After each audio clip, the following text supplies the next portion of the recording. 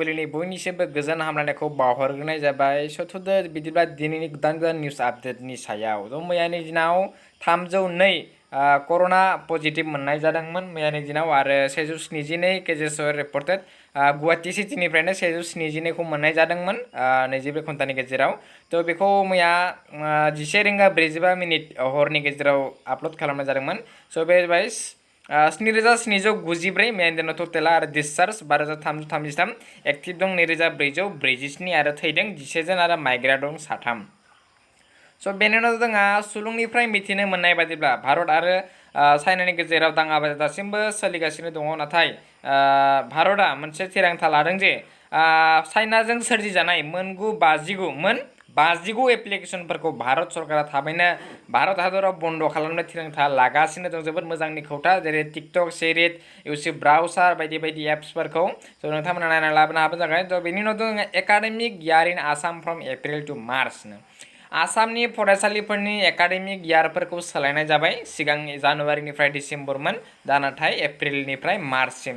माने गोदो मा जानुवारियाव क्लासफोरा जागायोमोन आरो डिसेम्बराव फ्राय एग्जामखौ फोजोबनानै होयोमोन आरो रिजाल्टबो होयोमोन। नाथाय दा बेखौ सोलायनानै मा एप्रिलनिफ्राय जागायसिगोन क्लासफोरखौ बा एडमिसन लानायफोरखौ।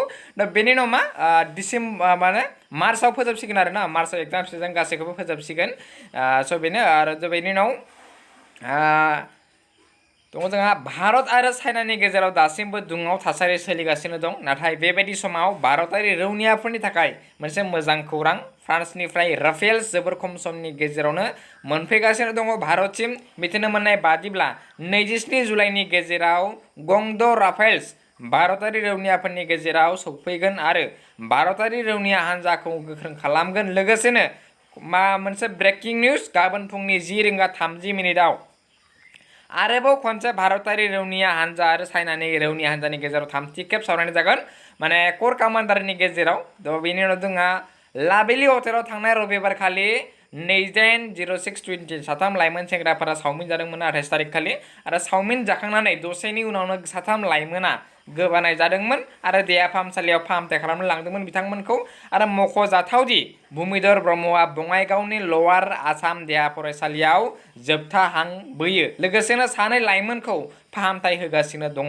दा दुखुथिया नखरा दतमा लाभेलि हटेलनि बिगोमानि सायाव एफआइआर थिसनबाय। दा पुलिस बिफाना दायनिगिरिखौ थाबैनो हमनो थाखाय नायबिजिरनाय सोलिगासिनो दङ होननानै खौरां बिजोंनि गेजेरजों मिथिनाय जादों। बेनो बिथाङानो थैदों चावमिन जानानै। क'क्राझार जिल्ला पुलिस थानानि बालाजान तिनालि पुलिस आउटपस्टनि बेन्दोङाव थानाय तारंगुरि सुथारपारायाव गावनि न'आवनो सासे हाबा जानाय आइजोनि गोथै देहा मोन्दों।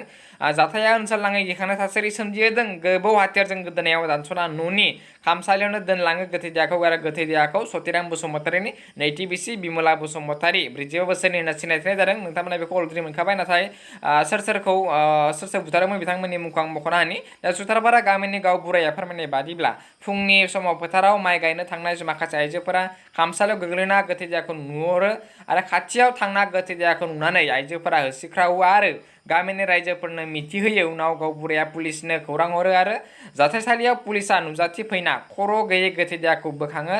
जाथायनि बागै सिग्रोमनो फिसाय सतिराम बसुमतारीखौ पुलिसा खायो आरो खौरां लिरजासिमाव बिमला बसुमतारीनि खर' बाहागोखौ नागिरना मोनाखै पुलिसा। क'क्राझार सुथारपारा गामिनि बिमला बसुमतारीखौ दानथारनाय फिसायजों लोगोसे 3 दानथारनायफोरखौ पुलिसा हमबाय। मोजांनि खोथा। आरो क'क्राझार जिल्लानि बालाजान तिनालि पुलिस आउटपस्टनि सिङाव थानाय तारंगुरि सुथारपारा गामिनि 45 बोसोरनि बिमला बसुमतारीखौ खास्रि बिस्रि जुनार आखुजों दानथारनायाव लोब्बा थानाय बिमला बसुमतारीनि फिसाय सतिराम बसुमतारीजों लोगोसे 3 दुथां लासुंनिया सुबुंफोरखौ क'क्राझार पुलिसा खाबाय। खास्रि बिस्रि जिउ फोजोबस्रांनायाव जाथायाव लोब्बा थानाय 3 दायनिगिरिखौ चिरां जिल्लानि रुनिकाटा पुलिस थानानि सिङाव थानाय खुंग्रि थारायबारि गामिनि रबिन बसुमतारी, 1 नं सान्थिपारा गामिनि बुथंगा बसुमतारी आरो गायदां मोसाहारि होननानै पुलिसनि सुलुङाव फोरमायदों। आरो पुलिसनि सुलुङाव फोरमायनाय बायदिब्ला बिमला बसुमतारीखौ बुथारनो थाखाय बिमलानि फिसाय सतिराम बसुमतारीया 3 दानथालफोरनो बारै बिथांमोननो साफायाव 10,000 राङै घुस होदों होननानै मिथिनाय जादों। दायो खास्रि बिस्रि बिमला बसुमतारीखौ दानथारनानै जिउ फोजोबस्रांनाय फिसायजों लोगोसे 3 दायनिगिरिफोरा क'क्राझार जिल्लानि पुलिसनि आखायाव आरो 4 दानथारुफोरनि हेंथायै क'क्राझार पुलिस थानायाव 360 20 S 120 B 302 301 IPC नम्बरनि गसर थिसननाय जाबाय होननानै क'क्राझार जिल्लानि एसपि राकेश रचना फोरमायथि बिथाङा सावगारि नुनाय बिथांमोनानोमोन। स' दा जोंनियाव मा होनो सासेया थैबाय मा बिथाङा रुपालि बसुमतारी नामा बिथाङा थैदोंमोन फुख्रियाव फिस्लायनानै अमा दारायनो थांनायाव आरो बिथाङा CRPFआ थैदोंमोन कर'ना पजिटिभजों आरो बे थैदोंमोन प्रियंका बर'आ मा होनो हा गिसिखानानै आरो बिथाङा थैदों चावमिन जानानै आरो बिथाङा थैदोंमोन मा हौवाजों दानथार जानानै। स' भिडिअ एसेनोसै गोजोन्थों।